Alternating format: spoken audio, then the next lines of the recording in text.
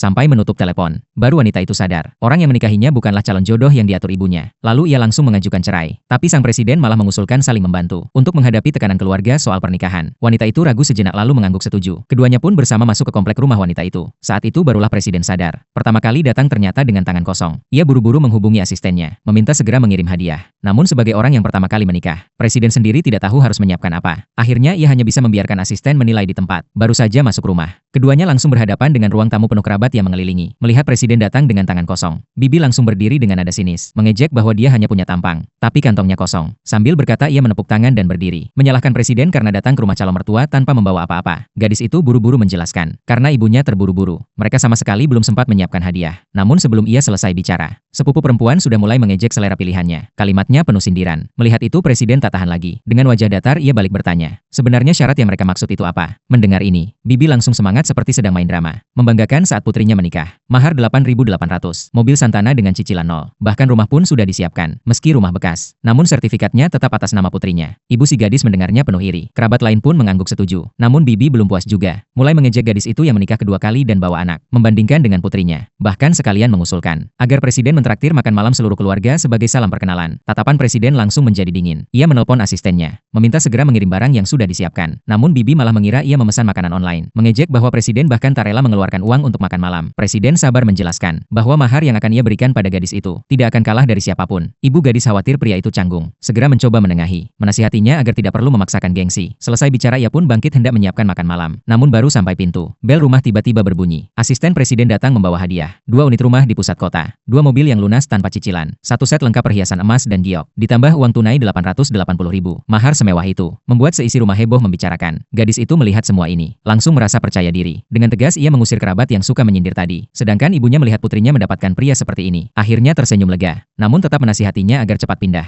Jangan sampai mengulang penderitaan hidup sebagai ibu tunggal. Gadis itu masuk rumah baru, melihat dekorasi mewah di depan mata. Tak tahan ia bertanya pada presiden, bagaimana mungkin seorang insinyur software bisa membeli rumah semewah ini? Presiden berbohong bilang ia dapat proyek besar, mendapat banyak bonus. Namun setelah beli rumah dan mobil, dompetnya sudah kosong. Gadis itu mendengar langsung berbunga-bunga. Sambil tertawa ia berkata nanti harus berjualan di pinggir jalan untuk menghidupi dia. Habis bicara ia pun mengeluarkan desainnya, langsung tenggelam dalam pekerjaannya. Presiden justru kaget menemukan istrinya ternyata seorang jenius desain. Saat ia beristirahat, diam-diam ia menelpon asistennya, meminta agar gadis itu diatur masuk ke departemen desain perusahaan. Tak disangka asisten justru membawa kabar bahwa nenek kembali mengatur perjodohan baru. Sang nenek yang kekayaannya triliunan diam-diam mengamati calon pasangan cucunya. Begitu melihat gadis kaya yang disebut-sebut itu, duduknya tidak sopan, berdirinya tidak beraturan, kulit kuaci bertebaran di lantai. Wajah nenek langsung menggelap. Dalam hati ia sudah memutuskan, orang ini tidak pantas untuk cucunya. Namun gadis kaya itu malah salah sangka mengira nenek adalah petugas kebersihan. Lalu dengan